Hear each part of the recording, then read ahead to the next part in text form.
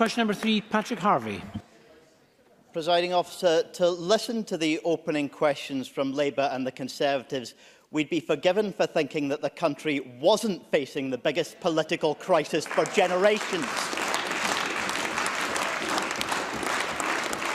And perhaps that tells us something about why a parliament dominated by those two parties has brought us to a situation in which the word omnishambles sounds like timid understatement. I recognise the First Minister's position that extending or revoking Article 50 are necessary and that a people's vote is necessary. These options clearly must be taken.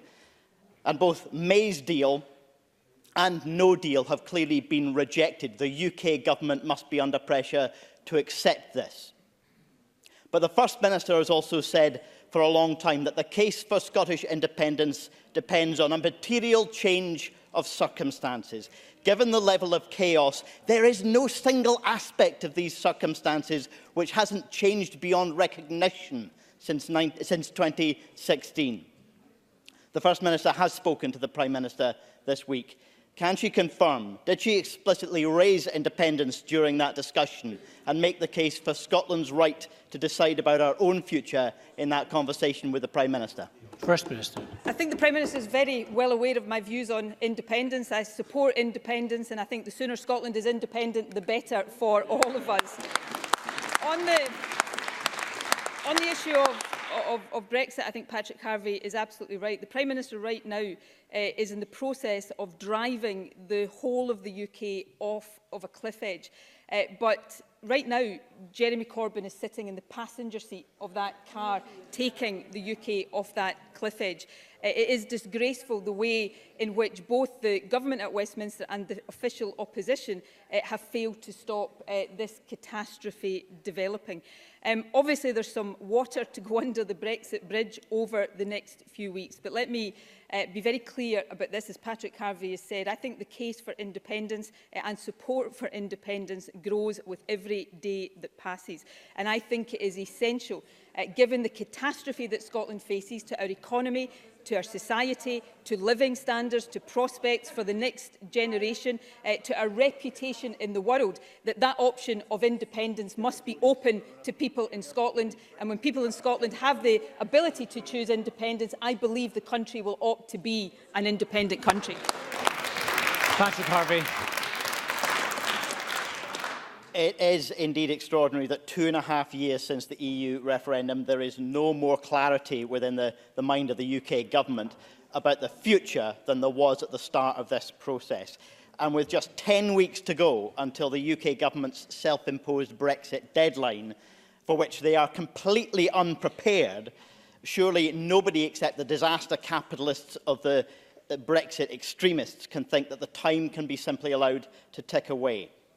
So at the very least, extension of the process is surely inevitable now. Yesterday, the First Minister said she will have more to say about the timing of an independence vote in the coming weeks. In the face of this incompetent misrule from Westminster, that clarity is absolutely needed. Can the First Minister confirm that that timing of information in the next few weeks will be the case, even if Article 50 is extended? First Minister. Yes. I will expand. I will expand on that because I enjoy talking about these things.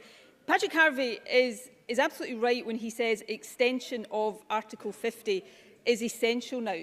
Theresa May has wasted time. It seems to me her tactic has been to run down the clock to try to hope she can panic people into backing her deal, the one that was rejected in a historic defeat in the House of Commons this week. And it seems to me that Jeremy Corbyn is quite happy to almost collude with her in doing that. That cannot be allowed to happen.